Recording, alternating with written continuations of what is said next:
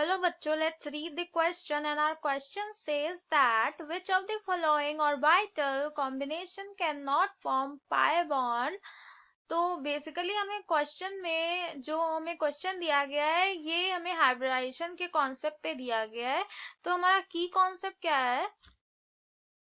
की concept is hybridisation. तो basically हमसे क्वेश्चन में क्या पूछा गया? हमसे क्वेश्चन में पूछा गया कि इनमें से कौन सी ऐसी ऑर्बिटल कॉम्बिनेशन है जो कि पाई बॉन्ड नहीं बना सकती है। तो ऑप्शंस में हमें 4 ऑप्शन दिए गए हैं, P X plus P X sideways, D X square minus Y square plus P Y, D X Y और डी वाई जी और पी वाई। तो सबसे पहले हम ऑप्शन नंबर ए को अगर हम लोग देखें तो इसमें क्या है, हमें पी एक्स दी गई है दो।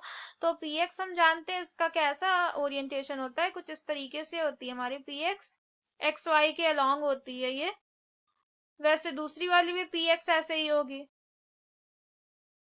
तो ये क्या है, जब ये एक्स वाई है, जब ये साइड वाइज ओवरलैप करेंगी, कैसे साइड वाइज यानी अपनी साइड्स के ओवरलैप करेंगी, तो क्या इनके बीच में पाई बॉन्ड बनेगा? तो हाँ बनेगा। इनके बीच में जो बॉन्ड बनेगा वो कौन सा बनेगा?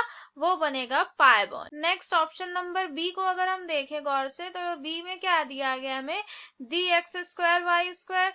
तो D X square minus Y square को अगर हम देखें तो इसका स्ट्रक्चर कुछ ऐसा होता है, इसका ओरिएंटेशन कुछ इस तरीके से होता है, ये एक्स वाई के अलोंग होती है ऐसे।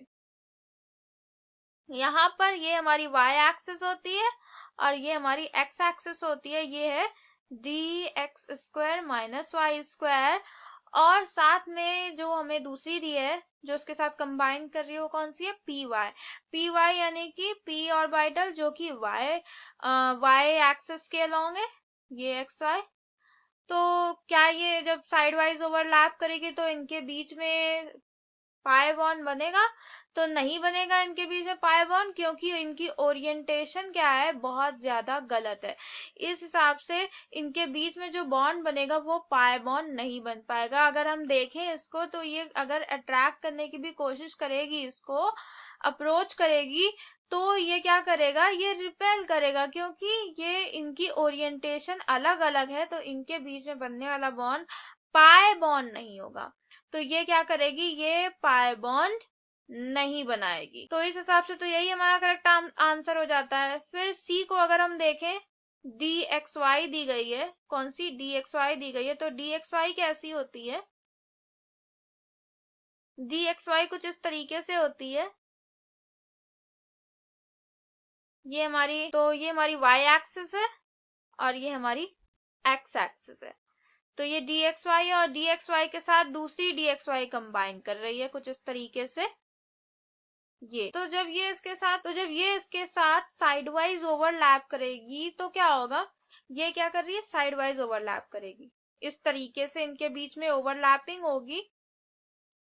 तो क्या होगा, इनके बीच में पाई बॉन्ड बन जाएगा, क्योंकि ये वाली ऑर्बिटल और ये वाली ऑर्बिटल के बीच में अट्रैक्शन बहुत ज्यादा, और ये वाले के बीच में अट्रैक्शन बहुत ज्यादा, इसलिए इनके बीच में जो बॉन्ड बन जाएगा वो किस तरह का बॉन्ड बन जाएगा, वो बन जाएगा साइड वाइज ओवरलैपिंग यानी कि पाई बॉन्ड। वहीं अगर हम आखिरी ऑप्शन देखें डी वाई जी, ऑप्शन नंबर डी हमें दिया गया है डी वाई जी और पी वाई। तो डी वाई जी कैसी दिखती है, ये कुछ ऐसी दिखती है। वहीं पी वाई हमारी कुछ इस तरीके से दिखती है, ये एक्स एक्सिस, ये वाई एक्सिस और ये जी एक्सिस। वहीं यहाँ पे इसकी ये एक्स एक्सिस, ये वाई एक्सिस। तो अगर हम देखें तो जब ये इसको अप्रोच करेगी वाई एक्सिस के अलोंग, जब ये इसके साथ अप्रोच करेगी तो हम देख सकते हैं इनके बीच में अट्रैक्शन होगा। किस तरह का अट्रैक्शन होगा, ऐसे तरह का अट्रैक्शन इनके बीच में होगा।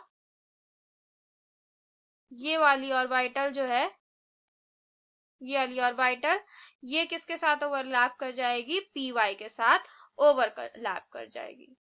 तो ये भी इसके साथ किस तरह का बॉन्ड बना लेगी, ये भी इसके साथ पाई बॉन्ड बना लेगी। तो जैसा कि हम देख सकते हैं इन चारों ऑप्शंस में सिर्फ एक ही ऐसी ऑर्बिटल कॉम्बिनेशन है जो कि पाई बॉन्ड नहीं बनाएगा, इसीलिए जो हमारा करेक्ट आंसर हो जाता है वो कौन सा हो जाता है, option number B, dx square minus Y square plus P Y sideways overlapping. Thank you. I hope you understood the solution.